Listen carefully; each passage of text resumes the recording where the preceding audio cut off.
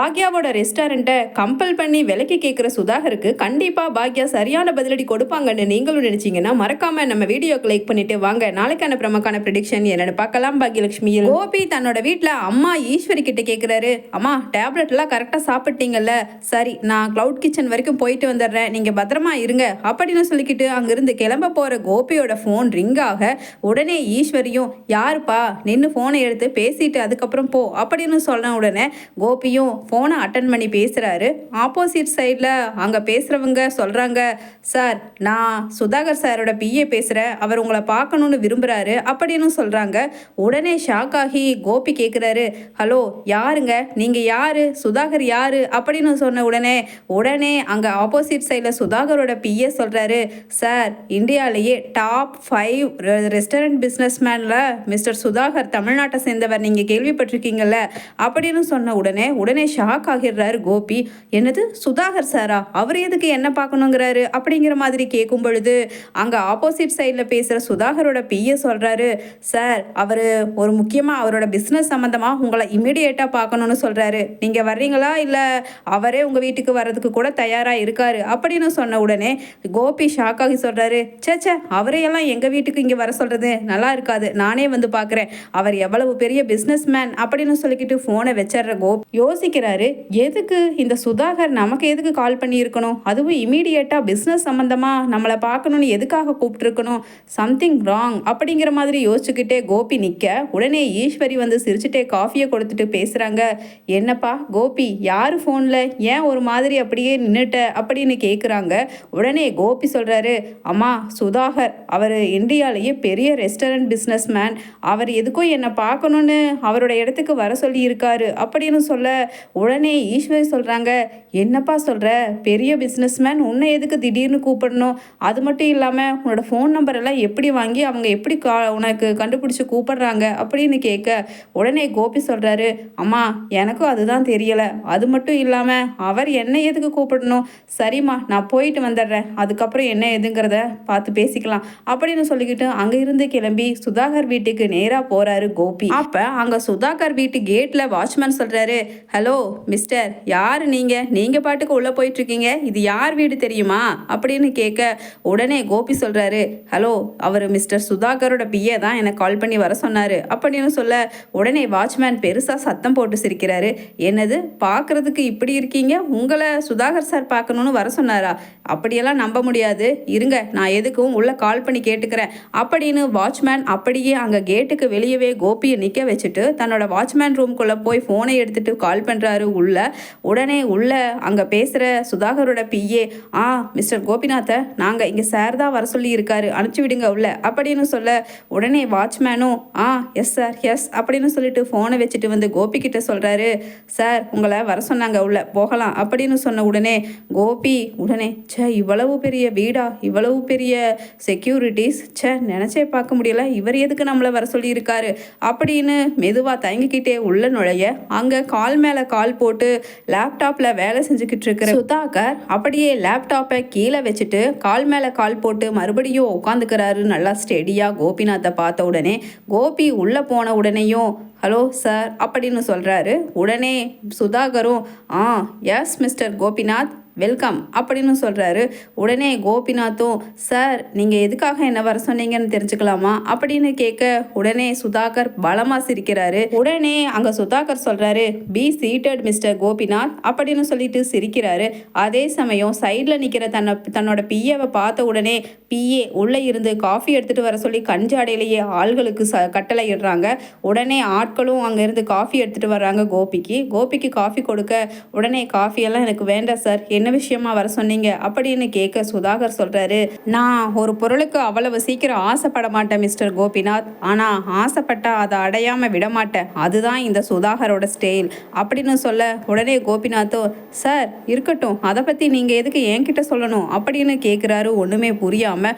அப்போ பிஏவை பார்த்துட்டு கண் சிமிட்டுறாரு சுதாகர். உடனே பிஏவும் பேச ஆரம்பிக்கிறாரு, சார் உங்கள் மனைவி பாக்யலட்சுமி ரெஸ்டாரண்ட் வச்சுருக்காங்கல்ல ஈஸ்வரி ரெஸ்டாரண்ட்டுன்னு, அந்த ரெஸ்டாரண்ட் மேலே சார் ஆசைப்படுறாரு, கண்ணு வச்சுட்டாரு. அதுக்கப்புறம் அதுதான் சார் இப்போ சொன்னார் இல்லை, ஒரு பொருள் மேலே ஆசைப்பட்டுட்டா அதை அடையாமல் விட மாட்டாருன்னு. அதனால தான் உங்கள் மனைவி பாக்யலட்சுமி வீட்டுக்கே போய் பேசி பார்த்தாரு சார். அவ்வளவு சீக்கிரம் யார் வீட்டுக்கும் போக மாட்டார். ஆனாலும் அவர் அந்த ரெஸ்டாரண்ட் ரொம்பவுமே பிடிச்சி போக அந்த பிஸ்னஸ்க்காக அவர் அங்கே போய் பாக்யலட்சுமி கிட்ட கேட்கும் பொழுது அவங்க பாக்யலட்சுமி சொல்லிட்டாங்க, என்ன ஆனாலும் அவங்க ரெஸ்டாரண்ட்டை விலைக்கு கொடுக்கறதா இல்லைன்னு சொல்லிட்டாங்க. அதனால தான் அவங்களோட பேக்ரவுண்டை பற்றி அலசி ஆராய்ஞ்சோம். அதில் நீங்களும் அவங்களும் ஏற்கனவே கணவன் மனைவியாக வாழ்ந்து அதுக்கப்புறம் இத்தனை வருஷத்துக்கு அப்புறம் டிவோர்ஸ் வாங்கியிருக்கீங்க. சரி, உங்ககிட்ட சொல்லி பார்க்கலான்னு சொல்லி தான் சார் வர சொல்லியிருக்காரு. அவருக்கு ஒன்றும் உங்ககிட்ட பேசணுங்கிற இதெல்லாம் கிடையாது. ஏன்னா அவர் நினச்சா காரியத்தை நடத்திட்டு போயிட்டே இருப்பார். இருந்தாலும் ஒரு நேர்மைக்காக உங்ககிட்ட பேசி பார்க்குறாரு. நீங்கள் வேணும்னா உங்கள் மனைவி பாக்யலட்சுமி கிட்ட எடுத்து சொல்லி சாருக்கு அந்த ரெஸ்டாரண்ட்டை இன்னொரு 2 நாளில் அப்படியே கிரயம் பண்ணி தர சொல்லிடுங்க அப்படின்னு மிரட்டுறாரு பிஏவும். உடனே கோபி ஒரு மாதிரி ஆகிடுறாரு. என்ன சார் திடுதிப்புன்னு இப்படி நீங்கள் பாட்டுக்கு உங்கள் வீட்டுக்கு வர சொல்கிறீங்க, அதுக்கப்புறம் ரெஸ்டாரண்ட்டை கையெழுத்து போட்டு உங்களுக்கு விற்க சொல்கிறீங்க, இதெல்லாம் எப்படி சார் நடைமுறைக்கு சாத்தியமாகும்? அதுவும் பாக்யா அந்த ரெஸ்டாரண்ட்டை எவ்வளவு ஆசைப்பட்டு எவ்வளவு கனவு அது இதுன்னு நிறைய கஷ்டப்பட்டு தான் அவன் இந்த நிலைமைக்கு கொண்டு வந்திருக்கா. அது மட்டும் இல்லை, பாக்யா ஒரு குறிக்கோள் எடுத்துட்டானா கண்டிப்பாக அதுலேருந்து யார் சொன்னாலும் கேட்க மாட்டா. அந்த அளவுக்கு அவள் ஸ்ட்ராங்கான உமன் சார். அதனால் நான் இதை பற்றி பாக்யா கிட்ட பேச மாட்டேன். அது மட்டும் இல்லாமல் அவள் எதுக்காக உங்களுக்கு அவள் விற்கணும், நீங்கள் கம்பல் பண்ணால் அவளுக்கு விற்கணும்னு ஏதாவது இருக்கா? நிச்சயமாக இதுக்கு நான் அனுமதிக்கவும் மாட்டேன் சார் அப்படின்னு சொல்லிட்டு சொல்கிறாரு கோபி. உடனே சுதாகர் பலமாக சிரிச்சிட்டு, என்ன மிஸ்டர் கோபிநாத், நீங்களும் உங்கள் மிஸ்ஸஸ் மாதிரியே பேசுகிறீங்க. என்ன இருந்தாலும் நீங்களும் அவங்களும் டிவோர்ஸ் ஆனவங்க. அதனால் உங்கள் மனைவி உங்களுக்கு ஆப்போசிட்டாக தான் இருப்பாங்கன்னு நினச்சி உங்களை கூப்பிட்டு பேசினா, ஆனால் நீங்கள் என்னமோ பாக்யா லக்ஷ்மிக்கு ரொம்பவுமே ஃபேவராக பேசுகிற மாதிரி தெரியுதே அப்படின்னு சிரிக்கிறாரு சுதாகர். உடனே கோபிநாத் சொல்கிறாரு, சார் டிவோர்ஸ் ஆனால் அதுக்கு வேண்டி என் மனைவிக்கு என்னோட சப்போர்ட் கிடைக்காதுன்னு கிடையாது. இந்த விஷயத்தில் நீங்கள் என்ன வேணும்னாலும் ட்ரை பண்ணிக்கோங்க. ஆனால் கண்டிப்பாக எங்கள் அம்மா பேரில் பாக்யா இவ்வளவு கஷ்டப்பட்டு உருவாக்குன அந்த ரெஸ்டாரண்ட்டை அவளும் விற்க மாட்டா. முடிஞ்ச வரைக்கும் நானும் அவளுக்கு சப்போர்ட் பண்ணுவேன். நீங்கள் அந்த ரெஸ்டாரண்ட்டை நிச்சயமாக வாங்கவே முடியாது அப்படின்னு சொல்கிறாரு கோபி. உடனே அப்படி கோபமாக சொல்லிக்கிட்டு ஸ்பீடாக எழுந்திருக்கிற கோபி, சார் குட் பை. இனிமேல் நீங்கள் இந்த முயற்சியில் என்னதான் ட்ரை பண்ணீங்கனாலும் அது வேஸ்ட்டு. அதனால் வேறு ஏதாவது ரெஸ்டாரண்ட்டு பக்கத்தில் சும்மா கம்மியான விலைக்கோ அல்லது நீங்கள் எதிர்பார்க்குற மாதிரி உங்களுக்கு பயந்துட்டோ கொடுத்துட்டு போகிறதுக்கு ரெடியாக இருந்தாங்கன்னா அதை வாங்கிக்கிங்க. இந்த ஜென்மத்தில் நீங்கள் ஈஸ்வரி ரெஸ்டாரண்ட்டை வாங்கவே முடியாது அப்படின்னு அங்கிருந்து சொல்லிட்டு கிளம்பிடுறாரு வேகமாக கோபி. அதுக்கப்புறம் வீட்டுக்கு வர்ற கோபி கிட்ட ஈஸ்வரி, என்னப்பா கோபி, எதுக்கு உன்னை அவ்வளவு பெரிய பிஸ்னஸ்மேன் வந்து பார்க்க சொன்னார் அப்படின்னு கேட்குறாங்க. உடனே கோபி சொல்கிறாரு, அம்மா நானே இப்படி ஒரு விஷயம் இருக்குன்னு கொஞ்சம் கூட எதிர்பார்க்காம தான் அங்கே போனேன். இந்த விஷயத்தை கேட்டிங்கன்னா நீங்களே ஆடி போயிடுவீங்க அப்படின்னு கோபி சொல்ல, உடனே ஈஸ்வரியும், என்னப்பா கோபி சொல்கிற, நம்ம குடும்பத்துக்கு மட்டும் ஏதாவது பயப்படுற மாதிரி விஷயமே நடந்துட்டுருக்கு. அது என்ன விஷயம் சொல்லுப்பா, எனக்கே மனசு படபடப்பா ஒரே பயமாக இருக்குது, சீக்கிரம் சொல்லுப்பா அப்படின்னு கேட்குறாங்க ஈஸ்வரி. உடனே கோபி சொல்கிறாரு, அம்மா பாக்யா ரெஸ்டாரண்ட் வச்சிருக்கால உங்கள் பேரில், அந்த ரெஸ்டாரண்ட்டை விலைக்கு கொடுக்க சொல்லி மிஸ்டர் சுதாகர் என்னை கூப்பிட்டு மிரட்டுறாரு. அது மட்டும் இல்லாமல் நேற்று பாக்யா வீட்டுக்கு கூட போயிட்டு வந்திருப்பார் போல. ஆனால் எதுக்குமே வளைஞ்சு கொடுக்காத பாக்யா இதுக்கு என்ன வளைஞ்சா கொடுத்துருவா. அதனால் ரெஸ்டாரண்ட் எல்லாம் உனக்கு சேல்ஸ் பண்ண முடியாது, போடா வெளியிலன்னு சொல்லி சுதாகரை சொல்லிட்டா போல. அதனால தான் நானும் அவளும் டிவோர்ஸ் ஆனவங்கன்னு தெரிஞ்சுட்டு என்ன அவர் பக்கமாக இழுத்து போட்டு பாக்யாவுக்கு எதிராக காய் நகத்தலான்னு சொல்லி கூப்பிட்டு பேசினாருமா அப்படின்னு சொல்ல, உடனே ஈஸ்வரி கேட்குறாங்க, அப்பா என்னப்பா கோபி சொல்கிற, பாக்யாவை வீட்டில் போய் ஒரு ஆள் மிரட்டிட்டு வந்திருக்கானா, அதுவும் பெரிய பிஸ்னஸ் மேன்கிற, அவனுக்கு கண்டிப்பாக ரவுடிசம் அது இதுன்னு நிறைய கும்பலெல்லாம் தொடர்பு இருக்கும். அப்படி இருக்கிறவன் தனியாக இருக்கிற பாக்யா கிட்ட போய் மிரட்டிட்டு வந்திருக்கானா, ஐயோ கடவுளே, பாக்யாவை நீ தான் காப்பாற்றணும் அப்படின்னு சொல்லிக்கிட்டு வேண்டாங்க ஈஸ்வரி. உடனே கோபி சொல்கிறாரு, அம்மா நீங்கள் பயப்படாதீங்கம்மா, நானும் என்னோட முடிவை நான் சொல்லிட்டு தான் வந்திருக்கேன்.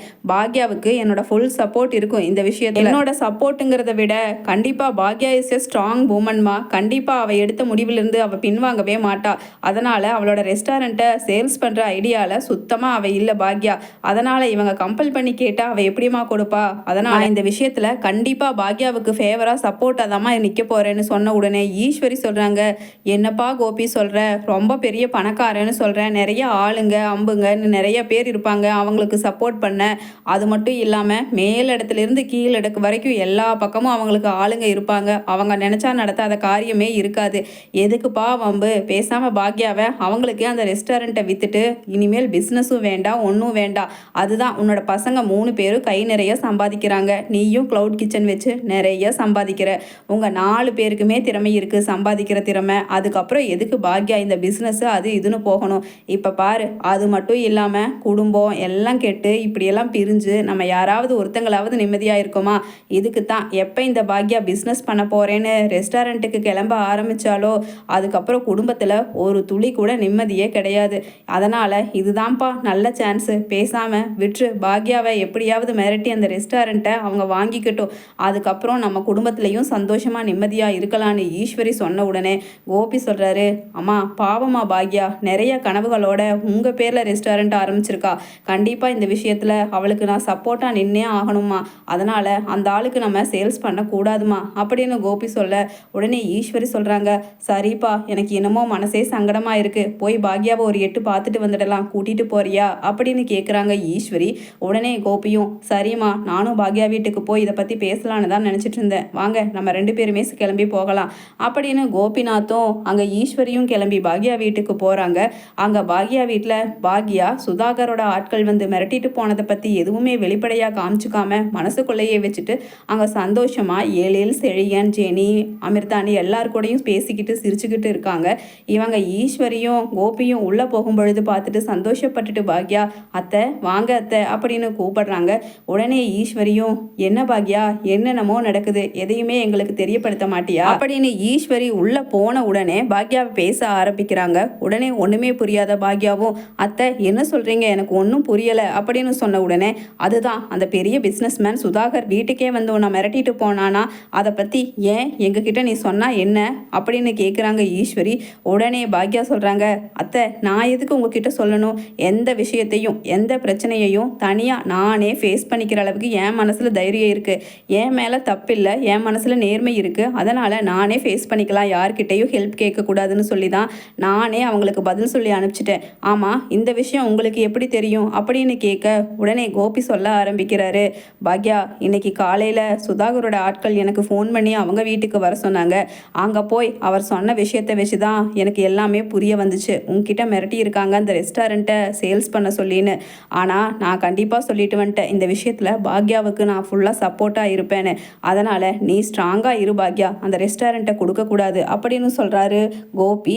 உடனே ஈஸ்வரி சொல்கிறாங்க, கோபி நான் உங்ககிட்ட அங்கே சொன்னதை தான் சொல்கிறேன், கண்டிப்பாக இந்த ரெஸ்டாரண்ட்டை விற்றுட்டு இனி அதோட பிஸ்னஸுக்கு தலைமுழுகிட்டு நீ இனிமேல் வீட்டை மட்டும் பாரு பாக்யா, அப்போ தான் நம்ம வீட்டில் எல்லார் மனசுலையும் சந்தோஷம் இருக்கும், நீ இப்போ பிஸ்னஸ்ஸு ரெஸ்டாரண்ட்டுன்னு ஓடி ஓடி ஒருத்தருமே நிம்மதியாக இல்லை, குடும்பமே பல வாக்கில் பிரிஞ்சு கவலை தான் இருக்குது நிறையா அப்படின்னு சொல்ல உடனே பாக்யா சொல்கிறாங்க, அத்தை உங்கள் மனசுக்கு தான் அப்படி இருக்குது, ஆனால் என் பசங்களும் நானும் நிம்மதியாகவும் சந்தோஷமாகவும் தான் இருக்கோம், அது மட்டும் இல்லாமல் நான் என்னோடய ரெஸ்டாரண்ட்டை விடுறதாவே கிடையாது, ஏன்னா எனக்குன்னா நான் யாருன்னு எனக்கு அடையாளம் காமிச்சு கொடுத்ததே என்னோட தைரியம் என்னோட தன்னம்பிக்கை எல்லாத்தையுமே என்னோட உள்ளுக்குள்ளிருந்து வெளியில் கொண்டு வந்ததே நான் ஆரம்பித்த இந்த ரெஸ்டாரண்ட்டு தான் அத்தை, அப்படி இருக்கும் பொழுது அந்த ரெஸ்டாரண்ட்டை யாரோ ஒருத்தன் பெரிய பணக்காரனாக இருக்காங்கிறதுக்கு வேண்டியும் பெரிய செல்வாக்கு மிக்கவனாக இருக்கிறாங்கிறதுக்கு வேண்டியும் அவன் ஆசைப்பட்டுட்டாங்கிறதுக்கு வேண்டியும் இவ்வளவு காரணத்துக்காக அவன் கேட்ட உடனே பயந்துட்டு என்னோட ரெஸ்டாரண்ட்டை விற்றுட்டு போகிறதுக்கு நான் ஒன்றும் கோலை கிடையாது அத்தை, நேத்தே நான் அவன்கிட்ட சொல்லிட்டேனே என் வீட்டில் இங்கே வந்து பேசுகிறதுக்கு உனக்கு என்னடா தைரியம் வந்துச்சு, முதல்ல வெளியில் போடா அப்படின்னு சொல்லி நான் வெளியில் அனுப்பிச்சிட்டேனே, அதுக்கப்புறமும் உங்ககிட்ட வந்து பேசியிருக்கான்னா அவன் இதுலேயே தெரியுது பின்வாங்கிடுவான்னு, அது மட்டும் இல்லாத இந்த பிரச்சனையில் என்ன வந்தாலும் நான் ஃபேஸ் பண்ணிக்கிறதுக்கு ரெடியாக தான் இருக்கேன்னு சொன்ன உடனே ஈஸ்வரிக்கு கோபம் வந்து திட்டுறாங்க, ஏய் பாக்யா நீ ஒரு பொம்பளை அதை மறந்துட்டு பேசாத, ஆம்பளைங்க கூட மோதுனா இந்த உலகத்தில் கண்டிப்பாக ஜெயிக்க முடியாது அப்படின்னு சொன்ன உடனே எழில் வந்து சொல்கிறாரு, பாட்டி அப்படியெல்லாம் கிடையாது, எங்கள் அம்மாவுக்கு பக்கபலம் நாங்கள் எல்லாரும் இருக்கும் பொழுது கண்டிப்பாக இதில் ஆம்பளை என்ன பொம்பளை என்ன பாட்டி, கண்டிப்பாக இந்த விஷயத்தில் அம்மாவுக்கு உறுதுணையாக நாங்கள் இருப்போம், அதனால் அந்த ரெஸ்டாரண்ட்டை எல்லாம் அவன் வந்து மிரட்டினாங்கிறதுக்கு வேண்டி சேல்ஸ் பண்ண முடியாது அப்படின்னு ஈஸ்வரிக்கு பதிலடி கொடுக்குறாரு எழில்.